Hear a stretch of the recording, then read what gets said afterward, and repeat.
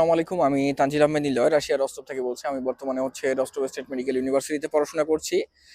তো তোমাদের বর্তমানে সবচেয়ে বেশি কোশ্চেন হচ্ছে ভাইয়া এডমিশন কবে থেকে শুরু হবে, রাশিয়াতে সেপ্টেম্বর ইনটেক কবে থেকে শুরু হয়। যদিও এর আগে ভিডিও বানাইছিলাম, সেই ভিডিওতে আমি বলছি, তারপরেও তোমরা আবার প্রশ্ন করো যে ভাইয়া সেপ্টেম্বর ইনটেকের ভিডিও দেন বা সেপ্টেম্বর ইনটেকে এমবিবিএস এর এডমিশন কবে শুরু হবে, ব্যাচেলরের এডমিশন, মাস্টার্স এর এডমিশন, তারপরে হচ্ছে ল্যাঙ্গুয়েজ কোর্স বা প্রিপারেটরি কোর্সের এডমিশন, এগুলো কবে থেকে শুরু হবে। তো আজকে তোমাদের সাথে এই বিষয়টা নিয়ে কথা বলবো, যেন তোমরা ক্লিয়ার হতে পারো যে সেপ্টেম্বর ইনটেকে রাশিয়ার যে এডমিশন গুলো আছে এগুলো কবে থেকে শুরু হবে, কখন তোমার অ্যাপ্লাই করতে হবে এবং শেষ সময় কখন বা ডেডলাইন কখন, এই বিষয়টা নিয়েই আজকে আলোচনা করবো তোমাদের সাথে। এখন যদি বলি যে তোমার সেপ্টেম্বর ইনটেকের এডমিশন গুলো রাশিয়াতে কখন শুরু হয়। রাশিয়াতে ম্যাক্সিমাম সেপ্টেম্বর ইনটেকের এডমিশন গুলো কিন্তু শুরু হয় তোমার মার্চ, এপ্রিল, মে এই সময়ে। কারণ কি দেখো, এক একটা ইউনিভার্সিটিতে কিন্তু যে এডমিশন শুরুর যে সময়টা সেটা কিন্তু এক এক রকম, ক্লোজিং সময়ও কিন্তু এক এক রকম। তো যদি বলি যে এমবিবিএস এর এডমিশন বলো, ব্যাচেলরের এডমিশন, মাস্টার্স এর এডমিশন বা তোমার ল্যাঙ্গুয়েজ প্রোগ্রামের এডমিশন, সবগুলোই কিন্তু দেখা যায় যে তোমার রাশিয়াতে সেপ্টেম্বর ইনটেকের জন্য মার্চ, এপ্রিল, মে, ঠিক আছে, এই সময়টাতে শুরু হয়।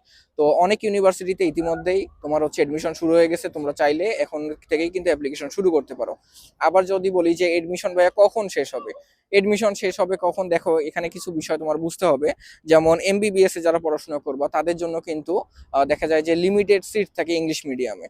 তো যেহেতু লিমিটেড সিট থাকে, তো সেক্ষেত্রে দেখা যায় যে ম্যাক্সিমাম ইউনিভার্সিটি রাশিয়াতে তোমার নির্দিষ্ট কোনো ডেট দেয় না যে আমরা এত তারিখ এডমিশন ক্লোজ করব।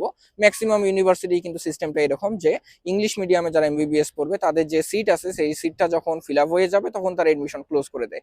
তো তারপরেও যদি বলা যায় ভাই আমি এমবিবিএস এ পড়াশোনা করবো, রাশিয়াতে মেডিকেলে পড়বো, তো সেক্ষেত্রে আমি কখন ধরে রাখতে পারি যে এডমিশন ক্লোজ হবে, তাহলে তুমি ধরে রাখতে পারো যে আগস্ট বা সেপ্টেম্বর এই সময়টার মধ্যেই কিন্তু এডমিশন গুলো ক্লোজ হয়ে যায়। আবার অনেক ইউনিভার্সিটি আছে যেগুলোতে কম্পিটিশন অনেক বেশি বা অনেক স্টুডেন্ট সেখানে তোমার এডমিশন নেয়, সেই ইউনিভার্সিটি গুলাতে কিন্তু দেখবা যে জুলাই আগস্ট এর মধ্যেই কিন্তু এডমিশন ক্লোজ হয়ে যাবে।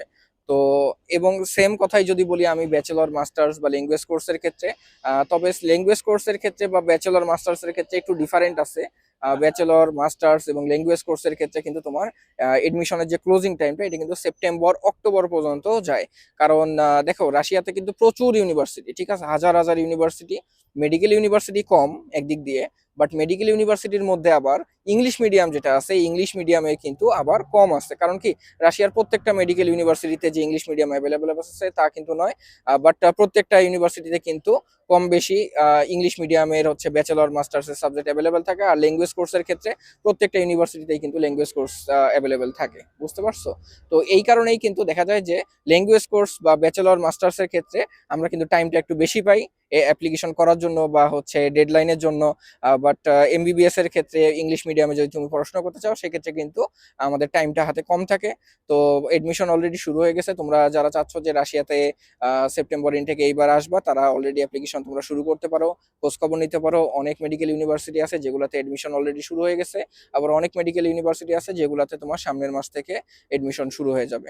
তো আশা করি তোমাদের যে কনফিউশনের বিষয়টা ছিল সেটা আমি ক্লিয়ার করতে পারছি। অ্যান্ড ভিডিওটা দেখার জন্য ধন্যবাদ।